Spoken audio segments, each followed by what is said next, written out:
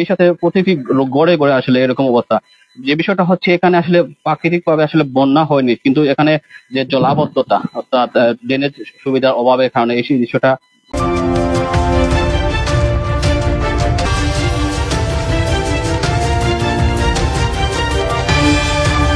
এই যে অত্র এলাকার পশ্চিম পূজাগোলার এখানে বাসা বাড়িতে পানি ঢুকে পড়েছে। এর ফলে মানুষজন আসলে গড় বাড়ি ছেড়ে অন্যত্র যাওয়ার জন্য বাধ্য হচ্ছেন। এলাকাবাসী যে বিষয়টা আসলে ভোগান্তির মধ্যে হচ্ছেন, অর্থাৎ রান্নাঘরে আপনারা দেখতে পাচ্ছেন যে পানিতে ডুবে গেছে, অর্থাৎ তৈ তৈ পানি যেটা বলছে। আমরা কথা বলার চেষ্টা করবো এই বাড়ির যিনি আছেন ওনার কাছে, আমরা আশপাশ দেখাই, আপনাদেরকে দেখলে বুঝতে পারবেন এখানে আসলে কতটা ভয়ঙ্কর একটা ভয়াল অবস্থা বলা আসলে। এই অংশের সামনের দিকে অংশে কিন্তু অর্থাৎ মানুষের গড় দোয়ার আছে, কিন্তু কিন্তু সেখানে আসলে আমরা যাবো যে কোন দিকে পা ফেলবো সেটা আসলে বুঝে ওঠা মুশকিল, যেহেতু এখানে প্রচুর গড় বাড়ি আছে এই অংশে। কিন্তু আমরা আসলে এমন একটা ভীতির মধ্যে আছি, এখানে আসলে ড্রেন কোন দিকে আছে, রাস্তাঘাট কোন দিকে আছে, আসলে কোনটাই আসলে চিনা যাচ্ছে না। মনে হচ্ছে যেন একটা ভয়ঙ্কর বন্যা হয়ে গেছে এরকম অবস্থা।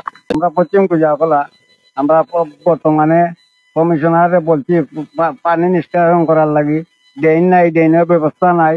আমরা প্রতি মুহূর্তে বৃষ্টি হইলে এইরকম জলাবদ্ধ ঘর বাড়ি পানি ডুবে যাচ্ছে। এইরকম সমস্যাটা আছে। আল্লাহর রহমতে আমরা হেফাজত করতে আল্লাহ।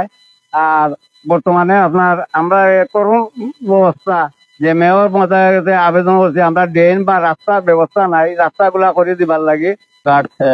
কোন দিকে আসলে সেটা বোঝা মুশকিল হয়ে গেছে, অর্থাৎ বোঝা যাচ্ছে না কোন দিকে রাস্তা কোন দিকে বাড়িঘর। তো এত একটা ভীতিকর অবস্থা। আপনারা দেখতে পাচ্ছেন এখানে পানি আসলে কতটুকু, এখানে ব্যাঙের আনাগোনা দেখতে পাচ্ছেন, অর্থাৎ ব্যাঙ আসলে ব্যাঙ সাপ এরকম এখন ঘটনা ঘটবে, ঘর বাড়িতে ঢুকবে, এটা স্বাভাবিক একটা চিত্র। অর্থাৎ আপনারা দেখতে পাচ্ছেন এখানে পানি কতটুকু আর বাকি রয়েছে গড়ে ওঠার জন্য, আর পিছনের অংশটা আসলে ডুবে গেছে। তো এটা একটা ভয়ঙ্কর অবস্থা, ভীতিকর অবস্থা।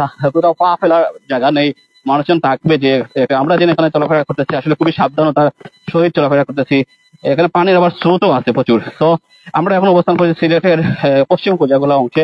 এখানকার চৌপটিটি জনপদ আসলে পানিতে নিমজ্জিত হয়েছে, রাস্তাঘাট একদম কুল কিনারা হয়েছে। পুরোটা আসলে বলা গেলে একটা জনসমুদ্রে বা পানির যে জলপ্রপাত সেটা আসলে বলা চলে একটা ভয়ঙ্কর একটা অবস্থায় ডুবে যাচ্ছে। দোকানের অংশটা আমরা যদি দেখাই, দোকান ডুবে যাচ্ছে। অর্থাৎ বলা চলে যে অল্প বৃষ্টি হলে এই অঞ্চলে প্লাবিত হয়। বিশেষ করে এই অঞ্চলে গতকাল থেকে যে বাড়ি বৃষ্টি হয়েছে, যে বাড়ি বৃষ্টির কারণে এখানে প্লাবিত হয়েছে, প্রতিটি ঘর দুয়ার আসলে নিমজ্জিত হয়েছে। অর্থাৎ এই অংশটা দেখেন, অর্থাৎ এখানে আসলে ডুবে যাচ্ছে এরকম অবস্থা। এই না না, রুজি রোজগারের ব্যবস্থা না না না,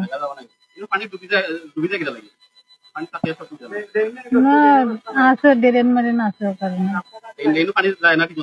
না না, ড্রেনে ময়লা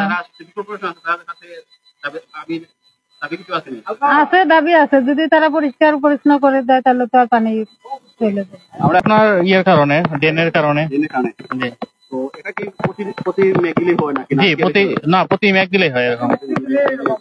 জি জি। তো যারা আসলে সিটি কর্পোরেশনের দায়িত্বে আছে তাদেরকে কি বলবো? তাদেরকে বলবো আমাদের দ্রুত মানে ড্রেনটা পরিষ্কার করে যাতে জলাবদ্ধতা দূর হয় সেই ব্যবস্থা করে দেওয়ার জন্য। আজকে কত সময় ধরে এখানে এই অবস্থা? এটা আপনার সকাল থেকে বা কালকেও ছিল এরকম। জি, বাড়তেছে। প্রতি এলাকায় আসলে বাসা বাড়ি আছে, কিন্তু আমরা যে যাবো আসলে আমরা কোন দিকে পথ ঘাট রাস্তাঘাট কিছুই আসলে আমরা চিনি না। আসলে এখানে গিয়ে আমরা ড্রেনের মধ্যে পড়ে যেতে পারি এরকম একটা আশঙ্কা আছে। তবে যেটা বলতে চাচ্ছি, এটা এই অঞ্চলের দৃশ্যটা খুবই ভয়ঙ্কর এবং এটা ভীতিকর একটা অবস্থা। বলা চলে যে অনেকেই আসলে দেখলে ভাবতে পারেন যে এখানে আসলে হয়তো বন্যা হয়ে গেছে, কিন্তু বিষয়টা আসলে এখানে আসলে বন্যা হয় না, এটা হচ্ছে জলাবদ্ধতা সৃষ্টি, অর্থাৎ পানি নিষ্কাশনের যে অভাব সের ফলে এখানে অর্থাৎ পশ্চিম পূজাকোলা অংশে রাস্তাঘাট তলিয়ে গেছে, সেই সাথে বাসা বাড়িতে পানি উঠতে শুরু করছে। আপনারা দেখতে পাচ্ছেন ব্যাঙ সাপে আনাগোনা ক্রমশই বাড়তেছে। অর্থাৎ যত বৃষ্টি হবে পানি নিষ্কাশন তো আসলে পর্যাপ্ত নাই। তো ধারণা করা হচ্ছে যদি আরো কয়েক ঘন্টা বৃষ্টি হয় তাহলে এই অঞ্চল এলাকার বাসা বাড়িতে আসলে পানির মধ্যে তলিয়ে যাবে। এর ফলে যে আসবাবপত্র সেগুলো আসলে দারুণভাবে ক্ষতিগ্রস্ত হবে, মানুষের আর্থিকভাবে ক্ষতিগ্রস্ত হবে। অনেকে ইতিমধ্যে ঘর বাড়ি ছাড়িয়ে তালা লেগে তারা আসলে আত্মীয় বাড়িতে আশ্রয় নিয়েছেন। তো যাদের কাছে এই দায়িত্বে আছে, সিটি কর্পোরেশন বা যারা আসলে পানি ব্যবস্থাপনার দায়িত্বে আছে, তাদের কাছে আকুল আবেদন যাতে করে এই অত্র এলাকার মানুষের কথা চিন্তা করে এই পানি নিষ্কাশনের ব্যবস্থা যাতে ভালো করে করা হয়, যাতে করে আসলে বৃষ্টির সাথে সাথে যেন পানিগুলা নদীর মধ্যে নিষ্কাশন হয়। ধন্যবাদ সবাইকে।